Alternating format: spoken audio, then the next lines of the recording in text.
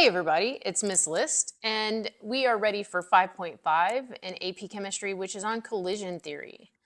So this goes back to something that was introduced at the beginning of Unit 5 about how different reactions will take place at different rates. And it all has to do with this idea that particles have to collide. But every collision does not always make a reaction happen. In order for a reaction to happen, bonds have to be broken and remade. And so collision theory states that the particles must collide. They must have sufficient energy, and this is known as the activation energy of the reaction, and we abbreviate that EA. And the particles must be in the correct orientation. And so we mean certain parts of one molecule and certain parts of another molecule must meet for the reaction to occur. So for example, if I'm trying to do, I used the high five example in the last video. If I'm trying to high five somebody and I miss and I hit forearms, then that's not going to be a high five. That's not a reaction. And so that's what we're talking about with the orientation. So 5.5 is essentially looking at the ideas that are covered under this umbrella of collision theory. So collisions happen all the time, but not all collisions result in a reaction. When we think of reaction in terms of collisions that need to occur, it helps us explain why a bimolecular reaction can happen because only two molecules have to collide, where a termolecular or higher is unlikely as to occur because three particles have to collide simultaneously, and that's much more unlikely. To increase the number of collisions, you need to increase the concentration of the particles. So that is one way that you can increase the number of collisions that happen. And if your reactants are solids, you can also increase the surface area. And we do that by crushing it up.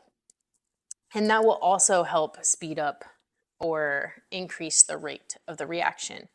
And the reason both of those will increase the rate is because you're providing more opportunities for collisions, and then odds are that some of those collisions will meet the criteria of being properly oriented and having enough energy. Speaking of activation energy, that is the minimum energy needed for a reaction to occur. So if I have two particles that collide and they don't have enough energy, they don't meet that minimum energy needed, then the particles will simply bounce off each other and no reaction will take place. And the energy, the activation energy, it's used to actually break the bonds, because anytime you're breaking bonds, it requires energy. So to increase the number of particles with greater energy than the activation energy, you can heat the sample. So heating a sample changes the number of particles that meet that minimum energy. And this actually is a throwback to when we talked about the Maxwell-Boltzmann graph way back in Unit 3. So just to remind you, in the Maxwell-Boltzmann graph, that's what we're looking at here on the right, we have the fraction of molecules or fraction of particles.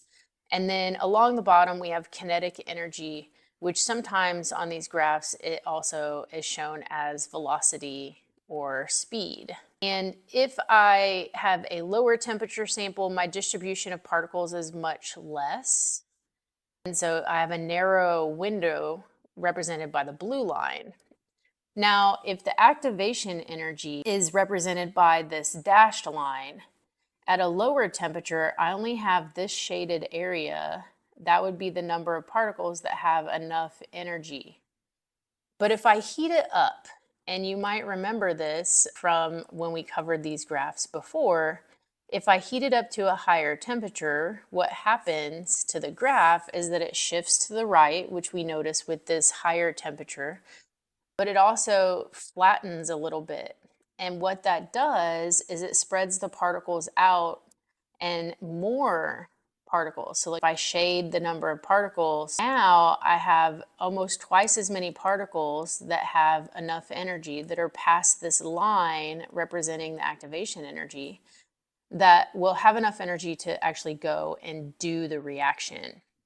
And if I heat it up more, it's not on here, but we would see a similar effect. We're going to see how good my drawing is.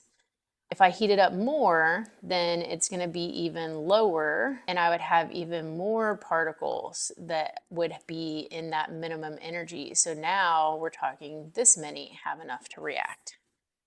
So that is the idea behind increasing the temperature. Yes, they're moving faster, but what we're essentially doing is we're moving more of the particles. We're moving a bigger fraction into that area that is above the activation energy. With orientation, this is how the particles are facing each other. And I mentioned this if we go back to the high five example. If I go in for a high five, I want palm on palm. I don't want the back of my hand to hit a palm because that wouldn't result in a high five.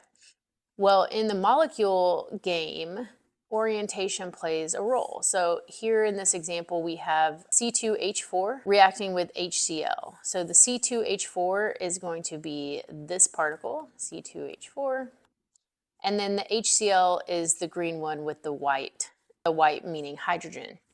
Well, this reaction only occurs if the hydrogen end of the particle, so this would be my hydrogen and this would be my chlorine. This reaction only occurs if the hydrogen collides or interacts with the double bond. So only this orientation would result in a reaction. If I look at the one on the right, I have chlorine going to the double bond. No reaction would happen. I have chlorine not going to the double bond, but colliding with a carbon, or hydrogen colliding with another hydrogen. None of those options would work as far as creating a reaction. It has to be oriented in this way. And those aren't the exhaustive list of orientation probabilities. That is just an example. So, to recap, collisions happen all the time. Not every collision results in a reaction. The ones that do result in a reaction are oriented properly and have enough energy that will be higher than the activation energy. Let's look at a couple examples. Here in number 1, it says to use the figure on the right to answer these questions. Which would be a higher temperature, T1 or T2? And we talked about this earlier. T2 is going to be the higher temp. And the way that I know that is because the distribution of particles is greater, aka the graph is shifted to the right. So this is going to be my higher temperature, and this one's going to be my lower temperature. Next, it says which would have a greater rate of disappearance of the reactants, T1 or T2? Well, T2, if I shade that area, that's going to be a greater area than if I only looked at T1. T1, there's not as many particles that are over that energy barrier line that's drawn on the graph. So I'm going to say T2. And they want me to justify and explain my reasoning. And the reason I would say is that there is a greater number of particles to the right of the activation energy, meaning they have enough, or meaning more particles have enough energy to react. Number 2, it says 2 elementary steps below are carried out at the same temperature. Reaction 1 takes longer than reaction 2. Assuming no difference in correctly oriented collision, explain why. So they're saying that these were both run at the same temp. And it says assuming no difference in correctly oriented collision. So if they're at the same temperature, that means that they would have the same number of particles that have the energy needed to collide. They have correctly oriented collisions. And so what we would be looking at here is one other reason that this could be happening. So if they're the same temperature, and this one is saying that it is slow, then my first thought is that this one must have a higher activation energy. That means that they're the same temp, but we still don't have enough particles that are above the activation energy that would cause a successful collision. And so if all things else are constant, it has to be the activation energy. So step 1 would have a higher activation energy. Step 2 would have a lower activation energy. And that's why the first reaction is slower. All right, that is all for 5.5. I'll see you guys next time.